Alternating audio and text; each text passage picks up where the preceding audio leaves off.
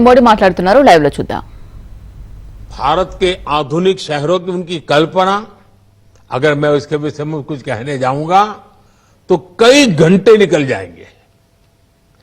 वेंकैया जी के कार्यकाल में स्वच्छ Bharat mission, smart city mission और अमृत योजना जैसे अनेक अभियान शुरू हुए. साथियों, वेंकैया जी की बात हो और उनकी वाणी, उनकी वाक्पटुता,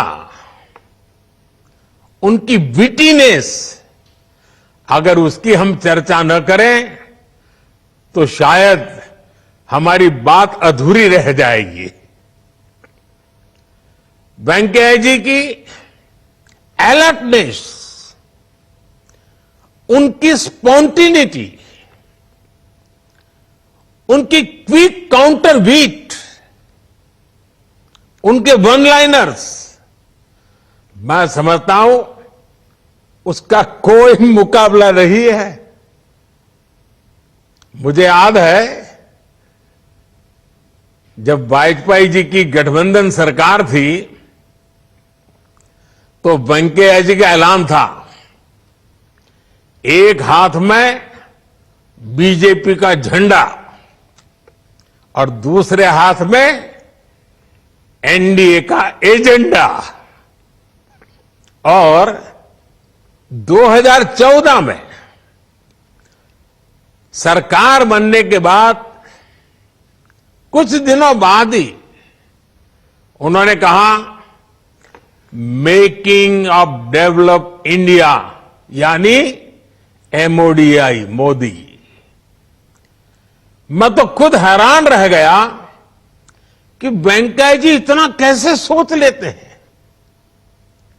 वेंकैया गारू, इसलिए ही वेंकैया जी की स्टाइल में मैंने एक बार राज्यसभा में कहा था, वेंकैया जी की बातों में गहराई होती है, गंभीरता भी होती है,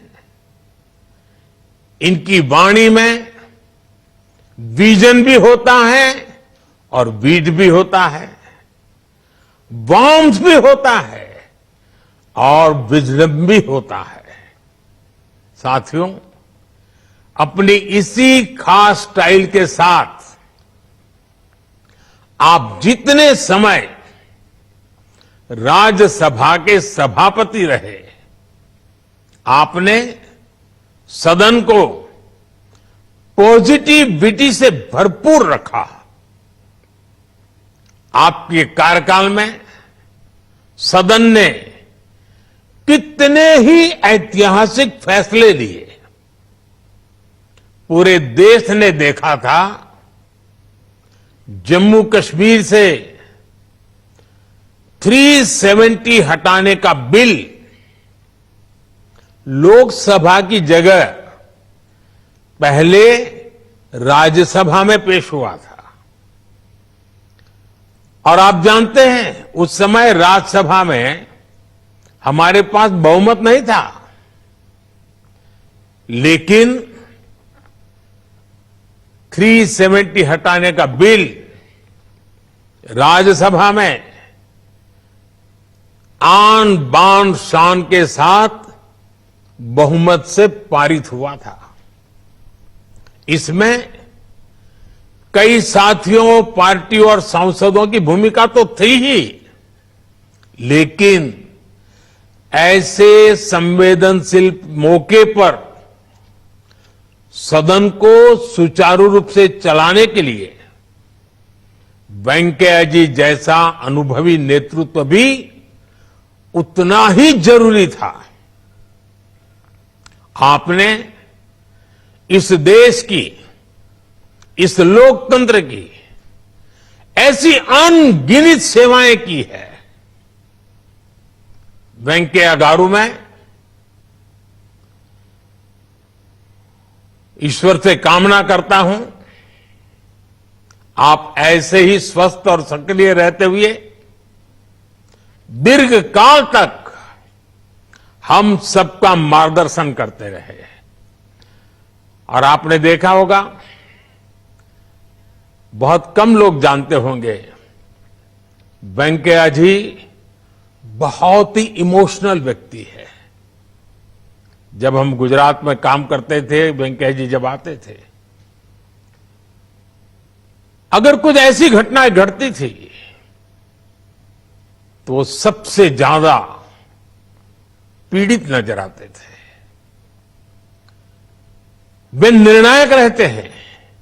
और आज ये भारतीय जनता पार्टी का विशाल जो वटवृक्ष दिखता है ना, उसमें वेंकैया गारू जैसे लाखों कार्यकर्ताओं, 3-3, 4-4 पीढ़ी भारत मां की जय इसी एक संकल्प को लेकर खपती रही है। तब जाकर के आज ये विशाल वटवृक्ष पनपा है। वेंकैया जी जैसे उनकी तुकबंदी के कारण ध्यान आकर्षित करते थे, वैसे हमारे वेंकैया जी खिलाने के भी उतने ही शौकीन रहे हैं। मकर संक्रांति पर दिल्ली में उनके निवास पर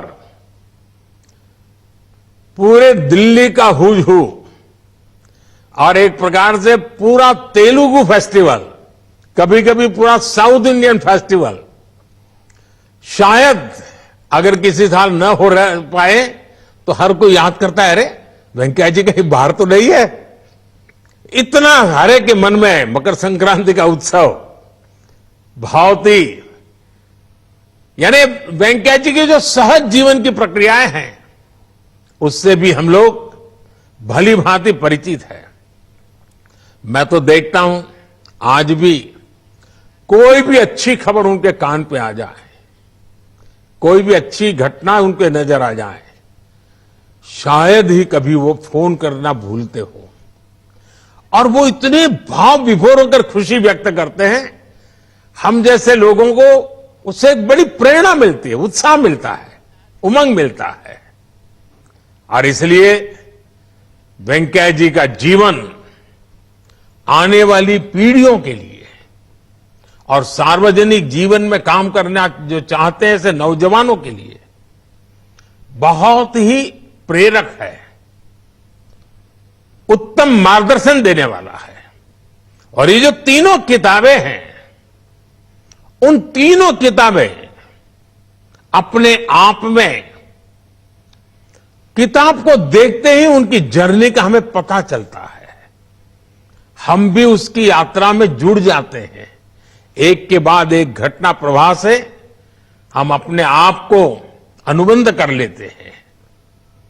साथियों, आपको शायद याद होगा, एक बार मैंने राज्यसभा में श्रीमान वेंकैया गारू के लिए कुछ पंक्तियां कही थी। राज्यसभा में जो कहा था, मैं आज फिर उन्हें दोहराना चाहता हूं।